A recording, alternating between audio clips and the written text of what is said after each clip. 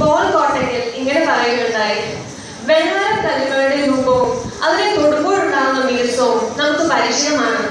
അവ ഉണ്ടാകുന്നത് വലിയ പാറക്കല്ലുകൾ പൊടിഞ്ഞ് പലയിടങ്ങളിലും തട്ടിയും മുട്ടിയുമാണ്. അങ്ങനെ 4 വർഷത്തെ പഠനം വിജയകരമായി പൂർത്തിയാക്കി നിങ്ങളുടെ മുൻപിൽ വെള്ളാരം കല്ലുകളായി ഞങ്ങൾ ഇവിടെ നിൽക്കുമ്പോൾ ഫാദറിന്റെ വാക്കുകൾ അന്വർത്ഥമാകുന്നു. ഞാൻ ഇന്ന് ഗ്രാജുവേറ്റ്സിനെ റെപ്രസെന്റേറ്റ് ചെയ്തുകൊണ്ടാണ് ഇവിടെ നിൽക്കുന്നത്.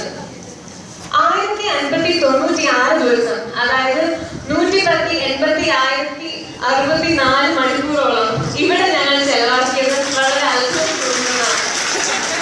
ഏത് പ്രശ്നങ്ങൾ പറയാനും നമ്മളെ എൻകറേജ് ചെയ്യാനും നമ്മുടെ തെറ്റുകൾ തിരുത്താനും നമുക്ക് വളരെ ഒത്തിരി സാഹചര്യങ്ങൾ ഒരുക്കി തന്നതുമായ ഒരു വൈബ്രന്റ് ടീം ഓഫ് അച്ഛന്മാരെ നമുക്ക് മാനേജ്മെന്റ് ടീമിൽ കിട്ടിയത് Lissy is changing without any change ന്റെ ഒരു പ്രധാന കാരണമാണ്. സ്റ്റുഡൻസ് എന്ന നിലയിൽ ഞങ്ങൾക്ക് വാർഡിൽ പ്രാക്ടീസ് ചെയ്യാനും പെർമിഷൻ തന്നതിനും ഏതൊരു ഫംഗ്ഷനും ഞങ്ങൾ തങ്ങളുടെ സാന്നിധ്യം അറിയിക്കുന്നതുമായ നഴ്സിംഗ് സൂപ്രണ്ടന്റ് സിസ്റ്റർ വില എംഎസ്എ തുടങ്ങി ഇവിടെ സേവനം ചെയ്യുന്ന എല്ലാ സിസ്റ്റേഴ്സും ഞങ്ങൾ രൂപപ്പെടുന്നതിൽ വലിയ പങ്ക് വഹിച്ചിട്ടുണ്ട്.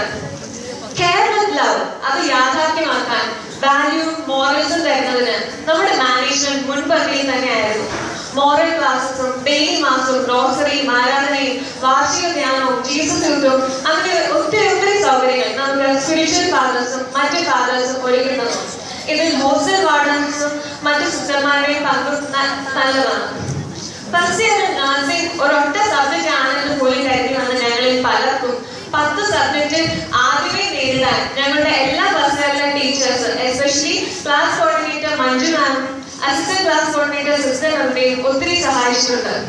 സിസ്റ്റർ അൽഫയുടെ ഇൻജക്ഷൻ എടുക്കാൻ പോകുന്നതിന് മുമ്പുള്ള സൂത്രവാക്യം ഇന്ന് ഞങ്ങൾ പ്രാക്ടീസ് ചെയ്യുന്നു: പ്രയർഫുള്ളി ചിയർഫുള്ളി പ്രേ.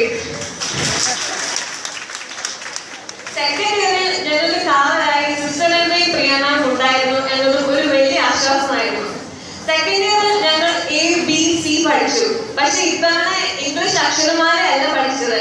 അതിൽ മേറെ പ്രാധാന്യമുള്ള എമർജൻസി കെയറിലെ സൂത്രവാക്യമായിരുന്നു. അങ്ങനെ വാർഡുകളിൽ നിന്നും ഞങ്ങൾ ICUയിലും OT-കളിലോട്ടും സുപരിചിതമായി.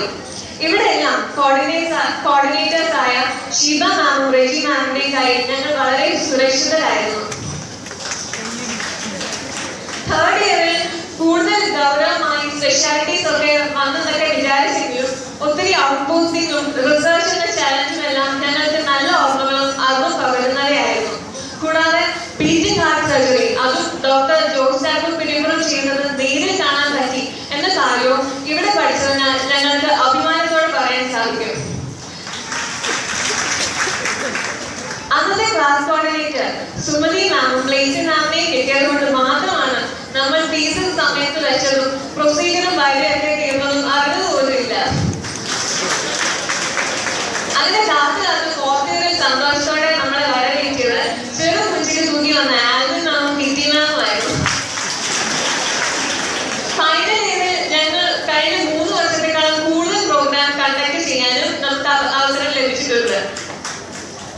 OBG പഠിച്ചപ്പോൾ സ്റ്റേഷൻ എന്ന പദത്തിന് ആൾക്കൂട്ടമുള്ള ട്രെയിൻ നിർത്തുകയും വരികയും ചെയ്യുന്ന സ്ഥലം എന്നതിലുപരി എൻഗേജ്മെന്റ് എന്ന പദത്തിന് മനസ്സമ്മതം എന്ന് മാത്രമല്ല ഉദ്ദേശിക്കുന്നതെന്നും നമുക്ക് മനസ്സിലായി.